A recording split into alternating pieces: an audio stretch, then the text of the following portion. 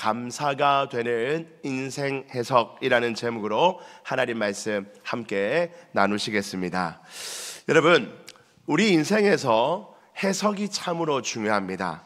해석을 어떻게 하느냐에 따라서 너무나 많은 것이 다르게 보이고 실제로 달라질 수가 있습니다.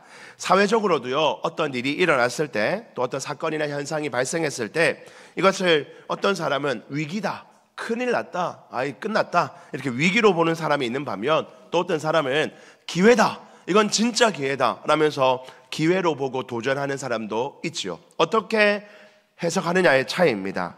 사람과의 관계도 그렇습니다. 표정과 말, 태도를 잘 해석해야 합니다. 가족만 해도 그렇잖아요. 부부 관계에서나 자녀와의 관계에서도 표정과 말과 또 태도를 잘 해석해야, 오늘 내 남편이, 내 아내가 이런 상태구나, 이런 걸 해석을 잘 해야 서로 원만한 가정생활을 할 수가 있는 것입니다. 여러분, 저도요, 요즘에 다니엘 기도회를 계속 하고 있지 않습니까? 다니엘 기도회 끝나고 이제 뭐 차량도 하고 뭐 정리 좀 하고 집에 들어가면 한 11시 조금 넘어서 이제 제가 집에 들어갑니다. 들어가면요, 어느 날은 되게 짜증이 막 나요. 은혜를 막 받고 갔는데, 말씀의 은혜, 기도하면서 은혜 받고 성도들과 만나서 은혜를 받았는데 짜증이 막 나요. 애들이 막 이렇게 짐이 정리 안 돼 있고 저는 막 정리 안 돼 있으면 되게 짜증이 나거든요. 그냥 막 짜증을 냅니다. 이거 왜 안 했냐, 이거 왜 옷을 저렇게 땅에 떨어놨냐, 책은 왜 저러냐, 막 짜증을 내요. 그러면 이제 아내가, 저랑 오래 산 아내가 가만히 봅니다. 저를 가만히 보다가 뭘 먹여야 되겠네, 저거를. 그런 생각을 하는 것 같아요. 여보, 배고프지? 아니야, 내 배 안 고파, 나 살 빼잖아, 나 이제 안 먹어, 저녁에 절대 이 시간에 뭐 안 먹어. 아니야, 넌 지금 배가 고파, 이렇게 하고 해석을 해줍니다. 그래서 이제 뭘 하나 해줘요. 그러면 못 이기는 척 먹습니다. 그러면 이상하게 짜증이 하나도 없어져요. 다 예뻐 보여요. 야, 우리 애들이 뭐 옷을 깔아놓으면 내일 입으려고 그랬구나, 책을 어디 깔아놓으면 공부하고 있었구나, 뭐 마음이 막 평안해집니다. 아내가 저를 해석을 잘 해주는 거예요. 해석을 잘해서 그 해석에 맞게 딱 해주면 그냥 원만한 관계가 되는 것입니다. 여러분, 요즘은 이렇게 SNS, 카톡이나 문자 이렇게 보내는 건데요, 이것도 내용을 잘 해석해야 됩니다. 잘못 해석하면 그 하나 가지고 오해가 생기고 갈등이 생길 수가 있는 것입니다. 제 딸이요, 둘째 딸이 친구들하고 이렇게 SNS 이렇게 하는데 조금 저한테 자주 갖고 와요. 아빠, 이게 무슨 뜻이야? 이 말이 무슨 말일까? 그냥 어려운 말이 아니에요. 근데 이 말 안에 담겨있는 이 친구의 의도가 뭐야? 하면서 저한테 계속 갖고 와서 물어봐요. 아니, 보는 그대로 해석하면 되지. 뭐 내일 네 만나기 싫은가 보지, 뭐 너랑 뭐 하고 싶은가 보지. 근데 그게 아니라 이 글자 안에 담겨있는 이 아이, 상대편 아이의 마음이 뭔지를 해석해내는 게 참 중요하다는 거예요. 여러분, 그렇지 않아요? 저도요, 여러분들에게 매주 문자를 보내는데 목사님이 그냥 대충 써서 보내는 걸 아니에요. 고민을 합니다. 오늘은 무슨 말을 써줄까? 어떻게 할까? 웃음을 너무 많이 하면 저분 가정이 지금 힘든데 너무 웃는 걸 많이 하는 거 아니야? 뭐 고민도 하고 막 그렇게 해가지고 문자를 보낸다는 말입니다. 여러분, 우리가 뭔가를 해석을 잘하는 것이 우리 인생을 잘 사는 거라고요. 목회도 해석을 잘해야 되더라고요. 목사님, 병원에 입원했는데 오지 마세요. 입원하긴 했는데 오시지 마세요. 목사님, 제가 문제가 좀 있긴 한데요, 제 기도는 안 해도 됩니다. 목사님, 기도할 것도 많으신데 제 기도는 안 하셔도 돼요. 목사님, 저는 전혀 안 서운합니다. 저는 서운함을 모르는 사람이에요. 저 신경 쓰지 마세요. 제가 그 말 그대로 듣고 신방도 안 가고 기도도 안 하고, 저분은 안 서운해 하니까 먹을 것도 좀 덜 주고. 여러분, 그러면 될까요, 안 될까요? 큰일 나요. 해석을 잘해야 돼요. 오지 말라는 말은 꼭 와달라는 말이구나, 기도하지 말라는 말은 진짜 기도해달라는 말이구나. 여러분, 해석을 잘해야 목회도 잘하게 될 줄 압니다. 여러분, 우리가 오늘 추수감사주를 맞이하여서요, 감사가 되는 인생 해석이라는 제목으로 말씀을 나눕니다. 여러분, 나의 인생을 어떻게 해석하느냐에 따라서 우리는 감사하며 기뻐하며 살 수도 있고, 반대로 해석을 잘못하면 절망과 괴로움으로 살 수도 있는 것입니다. 우리 인생의 여러 가지 사건들과 상황들을 어떻게 해석하느냐가 너무나 중요하다는 것이죠. 해석만 잘해도 우리 인생은 지금보다는 훨씬 더 감사하고 기뻐하며 살게 될 줄 믿습니다. 그렇다면 우리는 어떻게 인생을 해석해야 감사하며 살 수 있을까요? 오늘은 세 가지로 짧게 말씀을 나누고자 합니다. 첫 번째입니다. 우리 같이 한번 읽어봅니다. 시작. 모든 것을 해석할 때 감사가 됩니다. 첫 번째는 하나님 중심으로 해석해야 된다는 거예요. 인간은 모두 자기 중심적으로 해석하기를 좋아합니다. 우리의 습성이 그래요. 자기가 가지고 있는 어떤 상식, 내가 가지고 있는 어떤 가치관, 경험, 지식 이런 거를 가지고 모든 것들을 다 해석해냅니다. 그러한 것들이 서로 다 다르기 때문에 다른 해석을 하고 그 다른 해석으로 인해서 때론 갈등하기도 하고 분쟁하기도 하죠. 여러분 정치만 봐도 그렇지 않아요? 여러분 똑같은 일을 똑같은 사안에 대해서도요. 이쪽에 지지하는 사람들은 이렇게 해석해가지고 이건 잘못된 거다. 이쪽에 있는 분들은 이렇게 해석해가지고 잘한 거다. 서로 싸웁니다. 여러분 그거 들을 때마다 다 자기 생각 아니야. 결국 다 자기 주장이고 자기 생각일 뿐입니다. 그런데 이 사람은 말하는 거야. 나는요 목사님 전 진짜 중립적인 사람이에요. 저는 중심이 딱 바른 사람입니다. 그래서 제 말만 맞습니다. 제일 고집 세고 제일 치우친 사람이에요. 여러분 그런 사람들. 나는 중립적이라고 말하는 사람. 여러분 우린 중립적이지 않아요. 여러분 저는 중립적일까요? 저도 중립적이지 않아요. 저도 제가 가지고 있는 과거의 경험과 가치관과 판단과 어떤 것으로 인해서 항상 한쪽으로 조금씩 치우쳐서 해석할 수밖에 없는 연약한 인생이라는 겁니다. 그러나 우리가 정말로 감사하며 이 땅을 살기 위해서는요, 우리 인생의 모든 것을 하나님 중심으로, 내 중심 말고 어느 쪽으로 치우쳐져 있는, 어느 쪽으로 편향되어 있는 나 말고 하나님 중심으로 모든 것을 바라보고 해석하려고 할 때, 그때 우리는 감사하며 살게 될 줄 믿습니다. 하나님의 관점으로, 하나님의 마음으로 우리의 인생을 해석해야 감사가 나온다는 것입니다. 오늘 우리가 읽은 짧은 본문인 이 요셉의 인생을 한번 생각해 보실까요? 여러분 요셉은요, 죄진 게 별로 없어요. 사실 큰 잘못은 안 나옵니다. 그러나 형제들에게 미움을 받습니다. 아버지의 편애를 받았다는 이유로 형제들에게 미움을 받아서 그냥 한 대 쿡 쥐어 박는 정도가 아니라 막내 동생을 팔아버립니다. 노예로. 그냥 미워가지고 저거 팔아버리자 해서 노예로 팔립니다. 노예로 팔려서 전전긍긍하다가 보디발의 집에 가죠. 근데 보디발의 아내가 음란한 여자였어요. 요셉이 참 젊고 아름다운 남자였기 때문에 그 아내가 유혹합니다. 그러나 딱 단호히 거절하죠. 가까이도 오지 못하게 합니다. 그런데 거기에 마음이 상한, 화가 난 이 보디발의 아내가 거짓말을 해서 이 요셉이 나를 겁탈하려 했다라고 하여서 요셉을 감옥에 쳐넣습니다. 누가 봐도 억울함의 연속 아닙니까? 어린 시절부터 계속해서 억울한 일입니다. 끊임없이 중심을 지키고 바르게 살려 했지만 끊임없이 억울한 일을 당했습니다. 하지만 요셉은 그 모든 상황을 우리처럼 해석하지 않습니다. 억울한 인생이네, 망한 인생이네, 주변에 나쁜 놈들밖에 없네, 너무너무 인생이 절망적이네, 그렇게 해석하지 아니하고 그는 하나님 중심으로 바라볼 줄 알았어요. 모든 것을 하나님 중심으로 해석할 수 있었습니다. 형들의 잘못으로 보지 않고 하나님께서 큰 계획을 가지고 이 일을 행하고 계시는구나 하는 것을 하나님 마음으로 볼 수 있는 사람이 요셉이었습니다. 그래서 우리가 읽은 본문 7절과 8절에 보니까 요셉이 나중에 형들을 다시 만났을 때 형들이 우리 먹을 것 좀 주세요 라고 애굽의 총리가 되어 있던 이 요셉 앞에 무릎 꿇고 찾아왔을 때 우리 같으면, 우리 해석 같으면 네가 내 어릴 때 했던 거 기억해봐라, 너희는 다 감옥에 가 하고 말았을 텐데 하나님의 관점으로 해석한 요셉은 어떻게 말하는가? 7절 8절 다시 보시죠. 7절에 하나님이 큰 구원으로 당신들의 생명을 보존하고 당신들의 후손을 세상에 두시려고 나를 당신들보다 먼저 보내셨나니, 하나님이 이 큰 계획을 하시려고, 이스라엘이라는 한 나라를 구원하시는 그 크고 놀라운 계획을 위해서 나를 어릴 때 형들에게 미움받아서 종으로 팔려오게 하여 이래저래 억울한 일 겪다가 여기까지 누가요? 하나님이 나를 두셨다는 겁니다. 당신들이 한 거 아니고 우리 하나님이 하셨다라고 말합니다. 8절에도 그런즉 나를 이리로 보낸 이는 당신들이 아니다는 겁니다.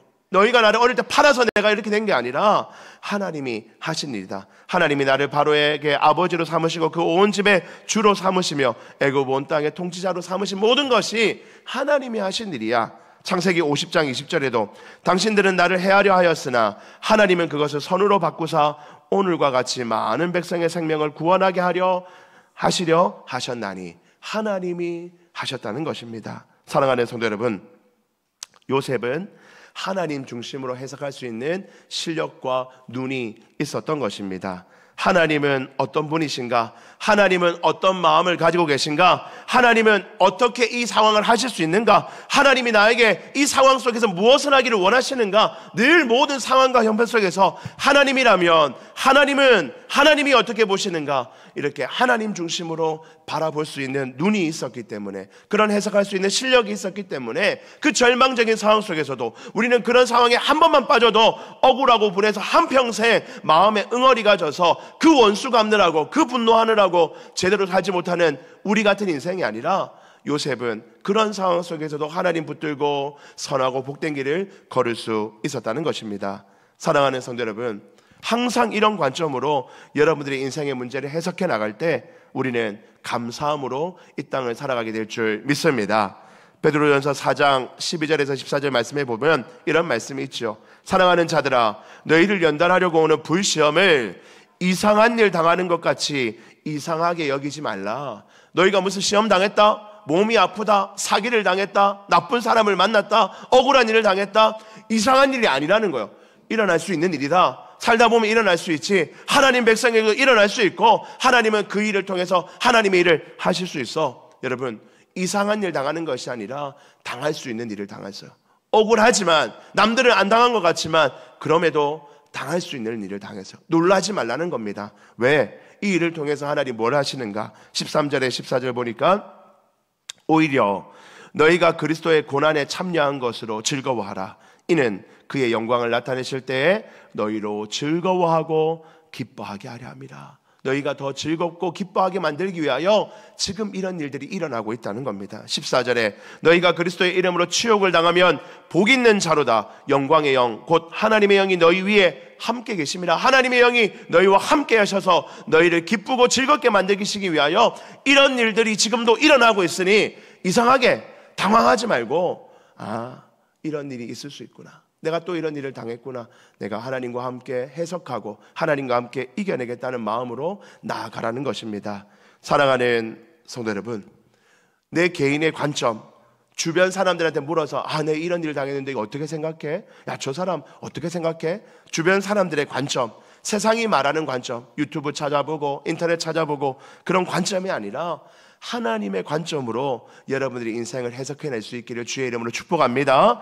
그러기 위해서 우리는 끊임없이 하나님 앞에 있어야 돼요. 하나님과 친밀한 교제를 안 하는 사람이, 하나님과 멀리 떨어져 있는 사람이 어찌 하나님의 관점으로 내 인생을 해석합니까? 늘 하나님과 함께 동행하며 하나님의 원하심이 뭡니까? 하나님은 어떤 분이십니까? 하나님 무엇을 하실 수 있습니까? 하나님 나에게 원하시는 게 뭡니까? 하는 것을 늘 물어보는 사람만이 여러분의 인생을 하나님의 관점으로 해석할 수 있을 것입니다. 그래서 기도하고 예배하고 말씀 보는 거예요. 소망하기는 우리 사랑하는 모든 성도들이 항상 하나님의 말씀과 기도와 예배 가운데 하나님의 관점을 가지는 자가 되어 여러분들의 인생의 모든 문제를 하나님의 시선으로 해석하고 답을 얻는 믿음의 백성 되기를 주의 이름으로 축복합니다. 두 번째입니다. 우리 두 번째 같이 한번 읽어봅니다. 시작. 모든 것이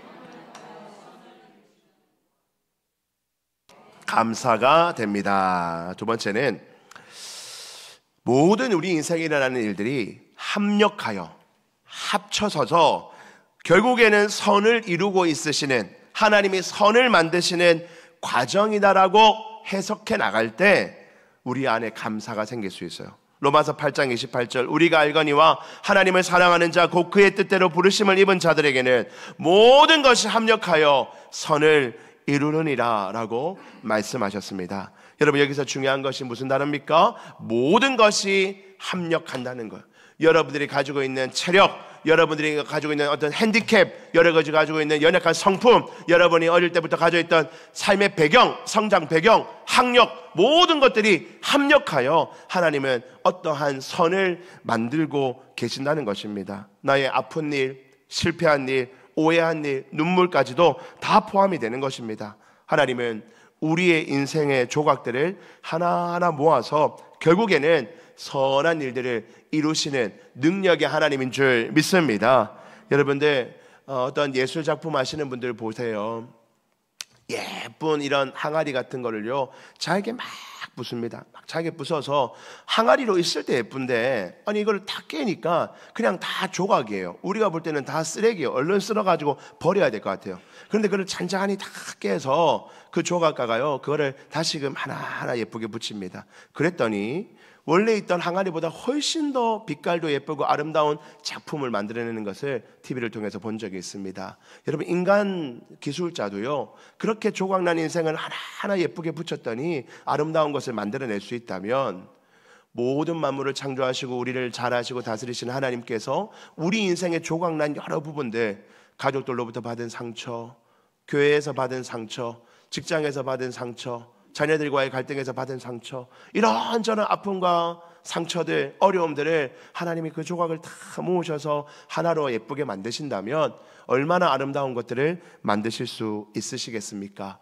하나님은 지금 그 일을 행하고 계시는 줄 믿으시기를 바랍니다. 우리가 그렇게 바라보면 지금 나한테 일어나고 있는 이 아픔과 상처도 하나님의 한 조각이 되겠구나, 하나님의 작품의 한 조각이 되겠구나 하는 마음으로 감사하며 바라볼 수 있을 줄 믿습니다.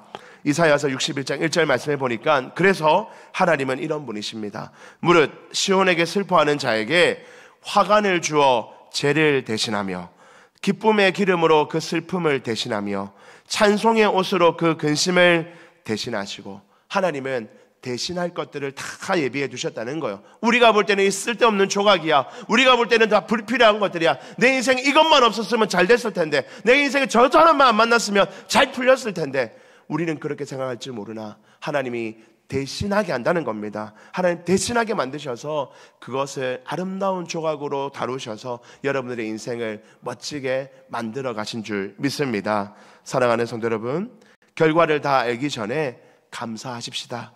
지금은 눈물이 일지라도 훗날 하나님께서 이 모든 것을 통하여 선을 만드셨구나 하는 것을 믿음으로 고백하게 될 줄 믿습니다. 그날이 올 줄 믿고 하나님을 신뢰하는 해석이 있을 때 우리의 삶은 언제나 감사가 넘치게 될 줄 믿습니다. 마지막 세 번째입니다. 우리 같이 한번 또 읽어볼까요? 같이 읽습니다. 시작. 예수님의 마음으로 감사가 됩니다. 마지막 세 번째는요, 사람 해석입니다. 여러분, 여러분들의 주변에 있는 사람을 여러분은 어떻게 해석하십니까? 여러분의 남편을, 여러분의 아내를, 여러분의 자녀를, 여러분의 직장 동료를 어떻게 해석하고 사십니까? 내가 아는데, 내가 저 사람 보니까 저 사람 참 고지식한 사람이야. 내가 아는데 저 사람 참 꼰대야 꼰대. 내가 아는데 저 사람은 참 말을 못듣게 하는 사람이야. 이미 벌써 내가 저 사람에 대해서 해석을 다 해놓고 저 사람을 바라보면요, 그 사람이 뭐라 한데 마음이 자꾸 불편하고 어색하고 힘이 듭니다. 근데 여러분 안 하는 것 같죠? 우리 다 그래요. 저도 그렇고 여러분들도 아마 그럴 겁니다. 그런데 여러분, 우리가 그렇게 해석하기 시작하면요, 내 주변에 좋은 사람이 별로 없어요. 나는 왜 이렇게 이상한 사람들만 자꾸 만나지? 간혹 그런 분들이 계십니다. 교회에 오셔서요, 이 교회는 왜 이렇게 이상한 사람들이 많아요, 목사님? 왜 이렇게 이상한 사람들이 같이 모여 있습니까? 사람들이 이상한 게 아니라 그 사람이 해석을 이상하게 하는 거예요. 자꾸 이상하게 해석하는 겁니다. 여러분, 우리는 사람을 볼 때 어떻게 해석해야 되냐면요, 예수님 마음으로 해석해야 돼요. 예수님의 마음이 뭐냐? 마태복음 9장 35절 36절입니다. 우리 너무나 귀한 말씀인데요, 같이 한번 읽어봅니다. 시작. 예수께서 모든 도시와 마을에 두루 다니사 가르치시며 천국 복음을 전파하시며 모든 병과 모든 약한 것을 고치시니라. 무리가 보시고 불쌍히 여기시니 이는 그들이 목자 없는 양과 같이 고생하며 기진함이라. 아멘. 여러분, 이 말씀 잘 보세요. 여러분, 예수님이 막 복음을 전하고 고치시고 하는 사역들을 하시는데 어떤 마음으로 하시는가 봤더니 36절에 무리를 보시니 불쌍히 계셨다, 긍휼히 계셨다는 거예요. 왜?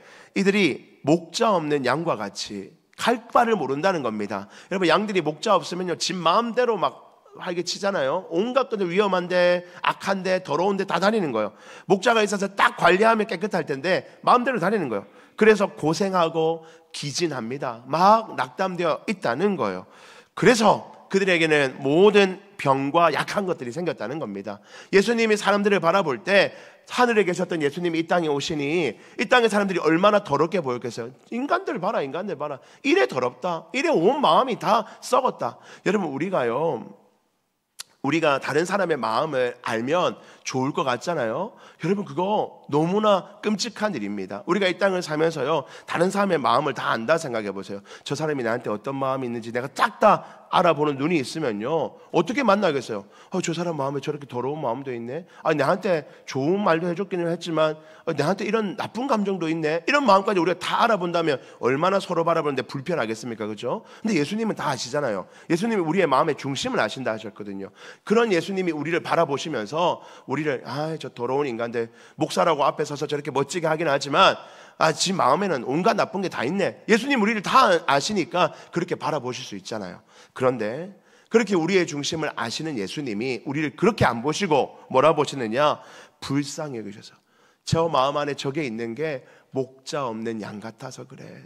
신동호 목사 마음 안에 저렇게 악한 것이 있는 거는 목자 없는 양같이 자라서 그래. 그래서 불쌍하다. 그래서 병도 들고 약해져 있어. 병도 들고 약해져 있어. 불쌍하다. 예수님이 저를 그렇게 바라보주셔서 저에게 복음을 심어주시고 병도 낫게 하시고 거룩하게 해주시고 계신 줄 믿습니다. 여러분, 우리가 사람을 볼 때 어떻게 봐야 된다고요? 할 수 있으면 예수님의 마음으로 봐야 돼요. 여러분들의 옆에 있는 가족들과 옆에 있는 성도들과 직장에 있는 사람들, 이웃들, 여러분들 그들 전부 다 불쌍한 사람들입니다. 목자 없는 양 같아서 저렇게 까칠하고, 목자 없는 양 같아서 저렇게 미운 말하고, 목자 없는 양 같아서 저렇게 자기밖에 모르는 병과 약한 것에 빠져져 있어요. 그런 사람들을 우리는 어떻게 바라봅니까? 불쌍하다. 나도 불쌍한데 저 사람도 참 불쌍하네. 저렇게 살아가는 인생 너무나 불쌍하다라고 여러분들이 바라보며 그 사람을 해석할 때 그 사람을 품을 수 있는 마음을 하나님이 주시는 줄 믿습니다. 여러분들 주변에 함께 살아가는 모든 자들은 불쌍한 자들입니다. 여러분들이 그렇게 바라보느냐 안 바라보느냐의 차이이지 이미 불쌍한 자들입니다. 여러분들이 그런 마음으로 바라봐 주시면 그 사람을 이해할 방법도 하나님이 깨우쳐 주시고 그 사람을 도울 방법도 하나님이 주실 줄 믿습니다. 그런 마음으로 바라볼 때 나의 남편을, 나의 아내를, 나의 자녀를, 나의 직장 동료를 사랑하고 감사할 수 있어요. 여러분들, 내 가족 때문에 감사하다는 마음 언제 품으셨습니까? 여러분의 직장 동료 때문에 감사하다는 마음 언제 품어보셨어요? 여러분, 그런 마음이 안 드십니까? 그러면 그 사람들이 이상해서가 아니라 본래 사람은 다 이상해요. 본래 사람은 다 병들어 있습니다. 내가 해석을 악하게 해서 그래요. 다시 한번 이 추수감사주일에 하나님, 내 안에 예수님 마음 주셔서 내 사랑하는 가족들 불쌍히 바라보는 마음을 저한테 주시고 내 주변의 사람들을 불쌍히 여기는 마음 주셔서 먼저는 내 마음이 감사함으로 바뀌고 그리하여 그 감사한 마음으로 그를 품어내고 사랑하고 복음으로 인도해 달라고 하나님 은혜를 달라고 기도할 수 있는 여러분들 되기를 주의 이름으로 축복합니다. 말씀을 정리합니다. 사랑하는 성도 여러분, 감사가 되는 방법으로 여러분들의 인생을 해석하시기를 주의 이름으로 축복드립니다. 해석만 잘해도 다시 평안과 기쁨을 누리시게 될 줄 믿습니다. 성령님께서 바르게 해석하시도록 내 마음을 주장해 달라고 내 마음대로 해석하는 그 이기심에서 벗어나서 성령님의 눈으로, 하나님의 눈으로 해석할 수 있는 지혜를 달라고 기도하시기를 또한 소망합니다. 그렇게 하나님의 눈을 가지고 바르게 해석해 나가면 여러분들은 더 감사하는 인생으로 나아가게 될 것입니다. 올해 남은 이 한 달 정도도 다시 올 한 해를 해석해 보시길 바랍니다. 올 한 해 내 인생 망했어. 올 한 해 내 인생 왜 이렇게 안 풀렸을까? 아이, 짜증나는 올 한 해 인생이야. 올 한 해 인생 지워버렸으면 좋겠어. 여러분, 그렇게 해석하지 마시고 올 한 해 인생을 통해서도 하나님은 한 조각을 또 만드셨구나. 하나님께서 크신 계획을 하고 계시구나. 다음 해는 더 큰 것들로 하나님이 나와 함께 하시겠구나 하는 감사의 마음으로 해석할 수 있는 여러분들 되시기를 주의 이름으로 축복드립니다.